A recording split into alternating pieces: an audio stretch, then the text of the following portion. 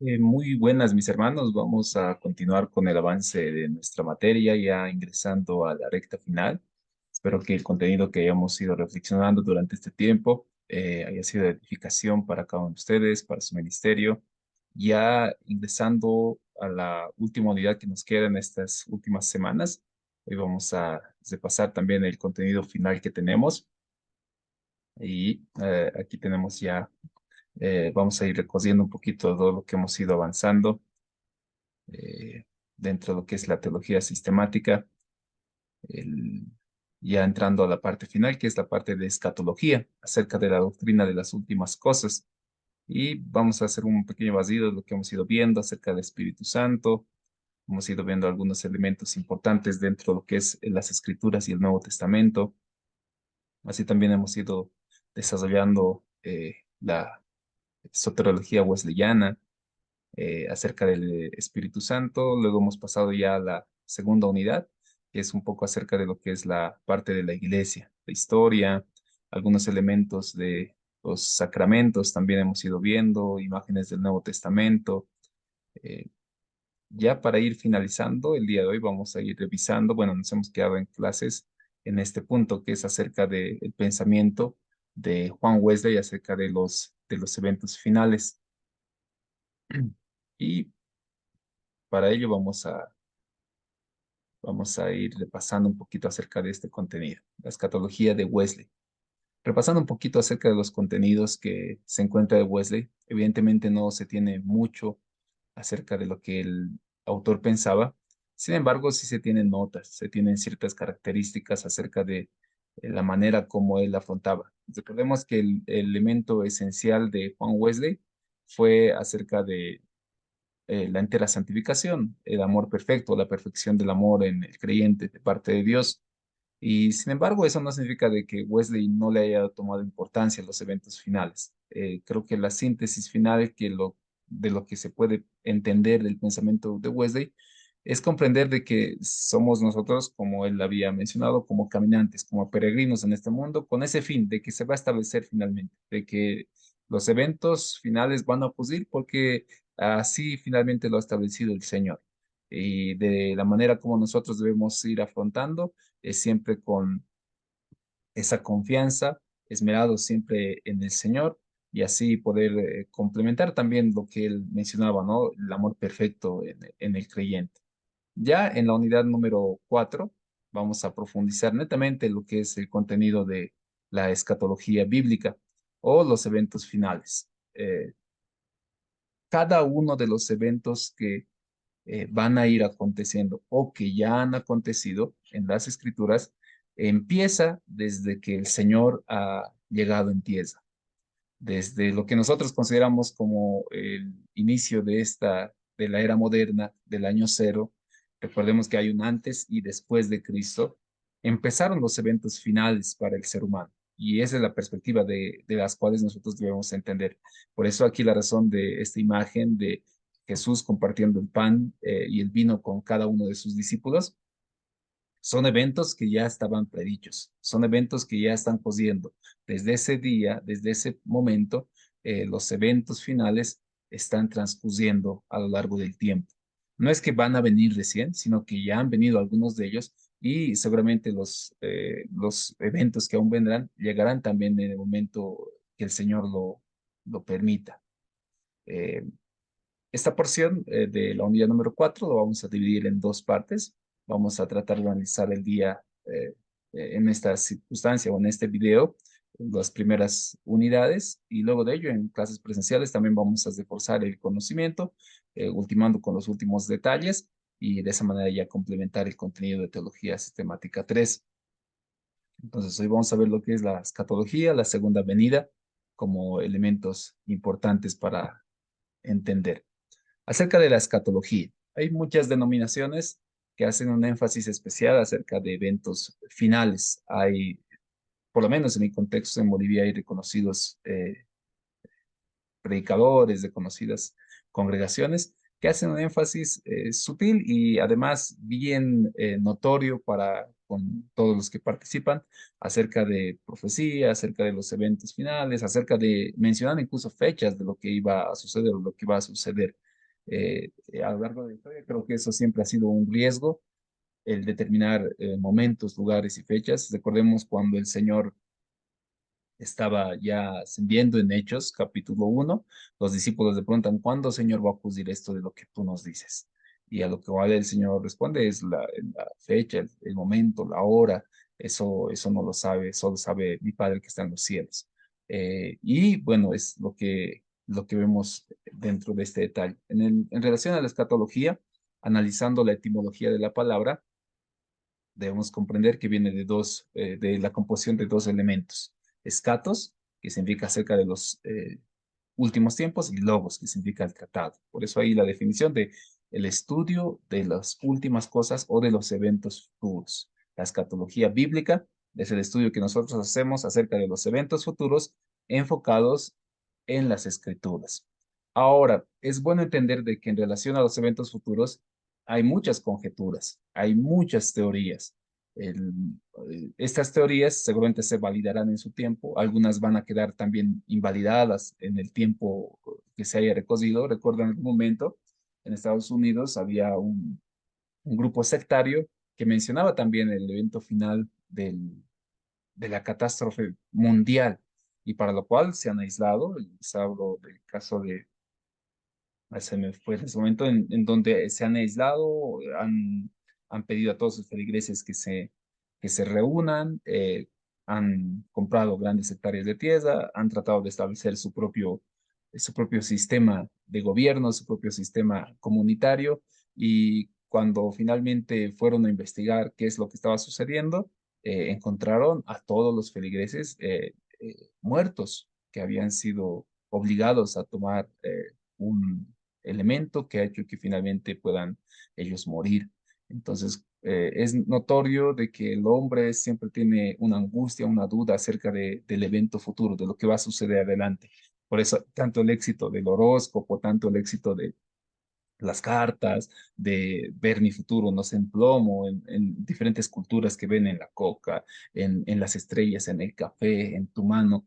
Estamos siempre como seres humanos angustiados de lo que puede suceder en adelante. Sin embargo, debemos nosotros tener la confianza de que el Señor tiene el control de todas estas cosas, que nosotros, como seres humanos, entendemos su soberanía. Y el hecho de que el Señor haya establecido un tiempo final para todo lo que Él ha creado, y más que no solo para la destrucción de lo creado, sino para la renovación de acuerdo al propósito que Él tenía en mente, nosotros debemos estar siempre confiados en ello. No caer en la catástrofe, no caer en un tesorismo apocalíptico, como mencionaría Juan Stam, sino más al contrario, siempre esperando y confiando en la voluntad del Señor. Recuerden cuando Pablo habla en Tesalonicenses y les menciona y les dice, hermanos, no quiero que ignoren acerca de los que duermen, acerca de los que han muerto, puesto a que el Señor mismo, cuando Él venga, los muertos en Cristo resucitarán primero, luego nosotros, los que habremos quedado, nos reuniremos con Él y ahí nosotros estaremos con el Señor. Entonces, recuerden que desde la iglesia primitiva ya había esa esperanza y confianza de que el Señor iba a volver pronto. Creo que son verdades de las cuales también debemos entender. Primero, acerca de la muerte. En 1 Corintios 15, versículo 26, nos habla acerca de la muerte, acerca de la situación en donde la muerte finalmente va a ser derrotada. Creo que es un elemento importante para rescatar acerca del fin de los tiempos, el detalle de la muerte. Voy a abrir un Eastword en el libro de 1 Corintios capítulo 15, versículo 26, y se los voy a leer. Cuando Pablo habla acerca de el fin de la muerte, dice de la siguiente manera, y el postrer enemigo que será destruido es la muerte. Es más, en algún instante, de manera enfática, se hace un desafío a la muerte diciendo, ¿dónde está muerte tu aguijón? Y creo que es una esperanza muy importante para el ser humano. La muerte, como tal, genera siempre angustia a la persona. Angustia por la pérdida del ser amado, angustia por la incógnita que hay después de que uno fenece, que uno tiene el final, qué es lo que sucede. Entonces, recordemos que entre los eventos programados para el fin del mundo, o para los planes de Dios, perdón, es el detalle de la victoria sobre la muerte. Así también en el libro de Apocalipsis, en Ezequiel y en Zacarías, se hace una mención acerca de una batalla final, una última victoria final, sobre todo de parte de Dios y de parte de los que se contraponen a él. Eh, en el libro de Apocalipsis se menciona como el Armagedón, como aquella batalla en donde el Señor va a tener finalmente la victoria total sobre todos aquellos que se han opuesto contra él. Y eso igual es una esperanza también para el pueblo de Dios, para la iglesia cristiana. Y esto recuerden que empieza siempre desde los eventos finales, o la esperanza de los eventos finales empieza desde la iglesia primitiva, desde que el Señor llegó en tierra, empiezan los eventos finales. Y es ahí donde nosotros también debemos ver estos detalles. La tribulación, y es un detalle igual muy interesante en el cual la iglesia suele meditar en gran manera, que lo vamos a ver enseguida en la posición de los eventos finales o las teorías acerca de los eventos finales del milenio. Y un elemento destacable es acerca de la tribulación o la gran tribulación o la tribulación como nunca antes la ha habido. ¿A qué se refiere? Como una etapa de persecución, una etapa de castigo, una etapa en donde tal vez incluso Hollywood y algunas películas han tratado de manifestar de qué manera el anticristo, como un personaje también final de los eventos últimos del desarrollo bíblico, manifiesta contra aquellos que están en contra de su gobierno, en contra del gobierno del anticristo. Entre ello, también debemos notar de que hay teorías acerca de si la iglesia finalmente va a sufrir esa tribulación o no. Recordemos, y esto es algo bien importante para aclarar, la iglesia primitiva sufrió una gran tribulación. Cuando se habla acerca de esta tribulación, Juan en Patmos, Pablo también en plenas persecuciones, en arrestos, en azotes, es una tribulación la cual estaban ellos padeciendo. Y recordemos que los eventos finales empiezan desde que el Señor vino en tierra. Desde ahí empiezan los eventos finales para el plan perfecto que el Señor ha diseñado. Y el anticristo o el que se opone al Señor, algunos los representan como algún personaje, como una persona en específico que va a tratar de establecer su propio reino en contra de Dios. Y algunos a lo largo de la historia, yo recuerdo en un tiempo en el colegio había una teoría que hablaba acerca de el anticristo, pero refiriéndose como el Papa. Eh, y se ha ido anunciando muchas veces que muchos papas eran los supuestos anticristos. Cuando vemos en el original griego y además en el análisis textual del libro de Juan, quien es el que menciona especialmente esto del anticristo, notamos de que literalmente se está refiriendo a toda persona que se opone al Señor. Eh, no así específicamente como una figura. Ahora se ha ido mencionando que puede ser Bill Gates, que puede ser un tal personaje o que puede ser tal autoridad o alguien que está surgiendo.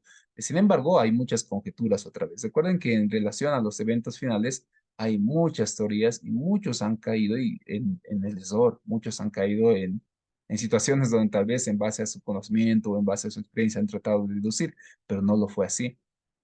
Entonces, quién sabe, por esa razón justamente Juan Wesley, temeroso tal vez de esa situación, prefirió enfocarse en la vida de santidad del creyente, en el crecimiento espiritual, en la santidad social dentro de su comunidad, y no así de los eventos futuros, porque sucederán como sucederán. El hecho de que yo sepa que el anticristo pueda ser tal personaje no va a afectar mi relación con el Señor.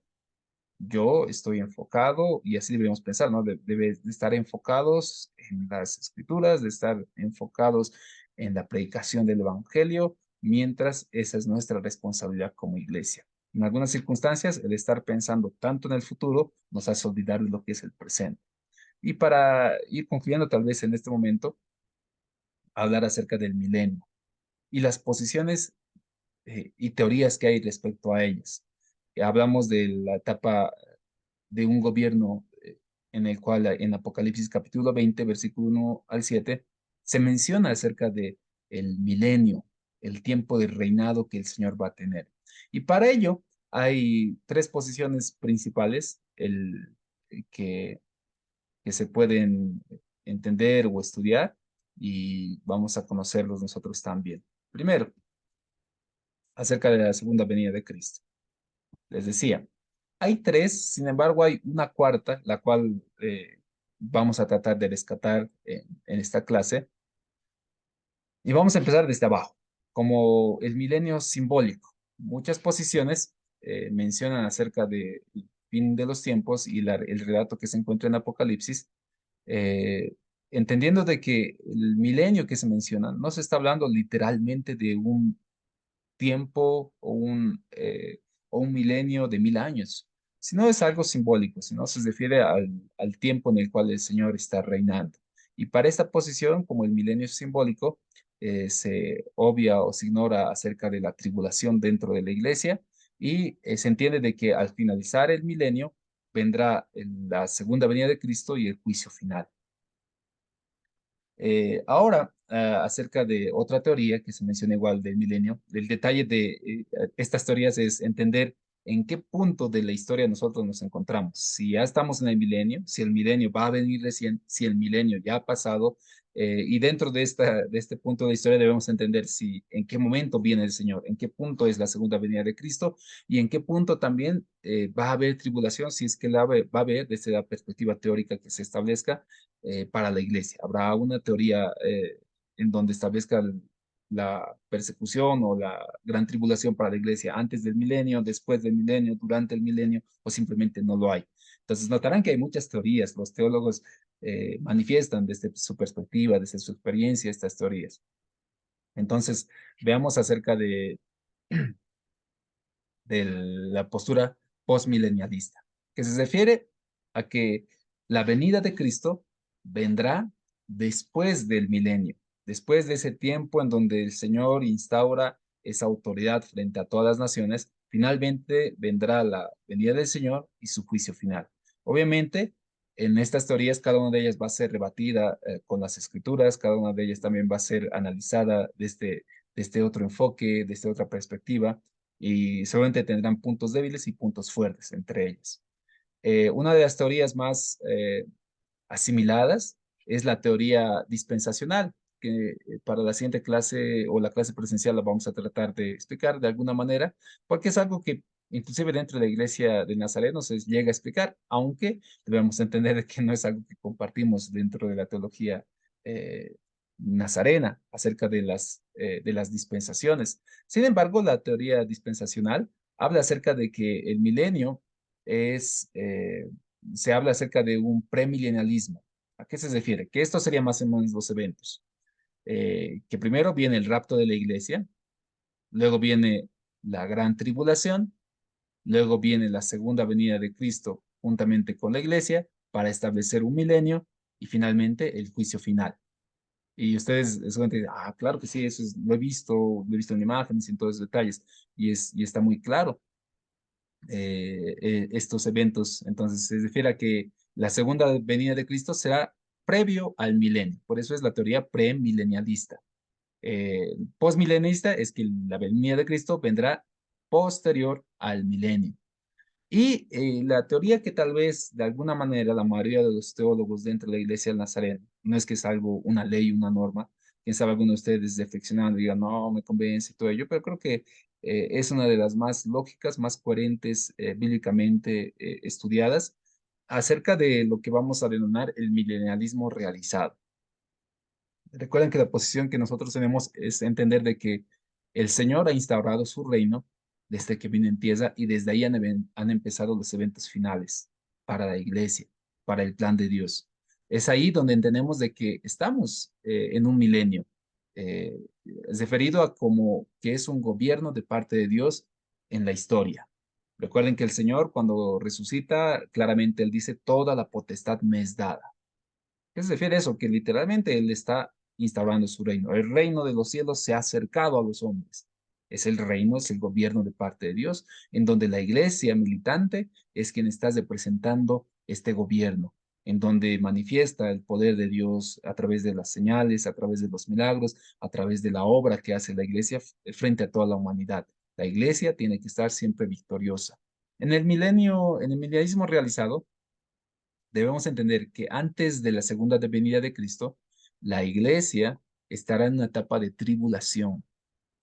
Recordemos, si analizamos las escrituras, y esto tal vez lo vamos a profundizar también en clase, revisando las escrituras, el hecho de que literalmente la palabra de Dios dice que si en esos días de la tribulación, como la cual nunca antes ha habido, por los cuales, por causa de los justos, o por causa de los cuales el Señor ama, esos días van a ser acortados, porque si no, ninguno de ellos va a poder pasar esa tribulación. Y entonces viene esa, esa segunda venida de Cristo para finalmente seguir con ese mismo gobierno en presencia, lo que Pablo diría, hermanos, los muertos en Cristo resucitarán primero y luego nosotros también nos uniremos allá con Él y luego vendremos ahí en la instalación del reino del milenio para en su momento hacer el juicio final.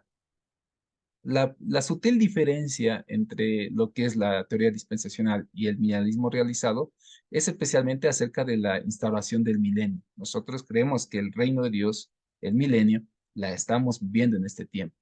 Sin embargo, desde la teoría dispensacionalista se menciona que no, aún no, el Señor recién va a instaurar ese milenio. Entonces, notamos de que e- existirán varias teorías acerca de los eventos finales, puesto que el hombre siempre tiene esas dudas y esa curiosidad de tratar de entender. Se puede cometer varios errores en este tiempo y se han cometido seguramente, sí, grandes personajes, grandes autoridades que han ido notando esos detalles. Bueno, hasta ahí vamos a meditar el día de hoy. Que el Señor los bendiga enormemente y nos encontramos en la siguiente clase.